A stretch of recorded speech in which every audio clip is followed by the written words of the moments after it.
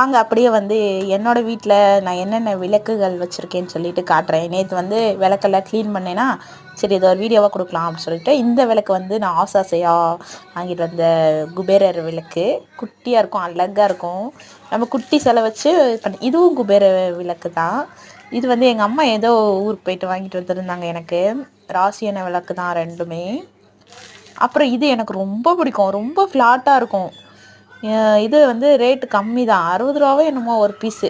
120 ரூபான்னு தான் வாங்கினேன் ஜோடி. நல்லா வந்திருக்கு, சூப்பராக இருக்கும் பாருங்கள். எனக்கு அப்புறம் வந்து எனக்கு பிடிச்ச ஓம் விளக்கு. இது வந்து நான் மாசாணியம்மன் கோயிலில் வாங்கியிருந்தேன். அப்புறம் இந்த தீபம், இந்த ஒரு விளக்கு மட்டும் எங்கள் அம்மா கொடுத்துருந்தாங்க. ஒரு பீஸ் தான் இருக்குன்னு சொல்லி கொடுத்துருந்தாங்க, அதை வச்சுருக்கேன். அப்புறம் காமாட்சி அம்மன் விளக்கு. காமாட்சி அம்மன் விளக்கு எனக்கு ரொம்ப பிடிக்கும். அப்புறம் நேற்று எல்லாம் பலன்னு விளக்கி வச்சேன். இந்த விளக்கும் ஒன்று பிடிக்கும் பாருங்கள். என்னோடய விளக்கு எல்லாத்துலேயும் எந்த விளக்கு உங்களுக்கு பிடிச்சிருக்குன்னு சொல்லி கமெண்ட்டில் மறக்காமல் சொல்லுங்கப்பா, சரிங்களா?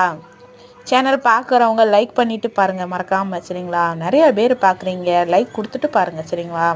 பாருங்கள் அப்படியே விளக்கலாம். அப்புறம் நேற்று வந்து என் பையன் செடியை துளசியை எடுத்து பிச்சு போட்டான்ப்பா. நான் ஏதோ அவனை திட்டினேன்னு சொல்லி என் மேலே உள்ள கோவத்தில் என்னை ஆசையாக வளர்த்த செடியை பிச்சு போட்டான்.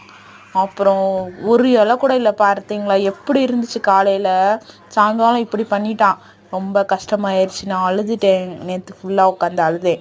என்ன பண்ணுறது, நான் புல்லை மாதிரி வளர்த்தேன் இந்த செடியை, இப்படி பிச்சு போட்டான். திருப்பி வேறெல்லாம் உருவி போட்டான். திருப்பி இப்போ ஊனி வச்சுருக்கேன். பார்க்கலாம் எப்படி வருதுன்னு சொல்லிட்டு. என்ன பண்ணுறது, பசங்க இப்படி தான் சேட்டை பண்ணுறாங்க. ஸ்கூலில் போய் மிஸ்ஸிட்ட சொல்லலான் இருக்கேன் திங்கக்கிழமை. ரொம்ப சேட்டை பெரிய பையன்.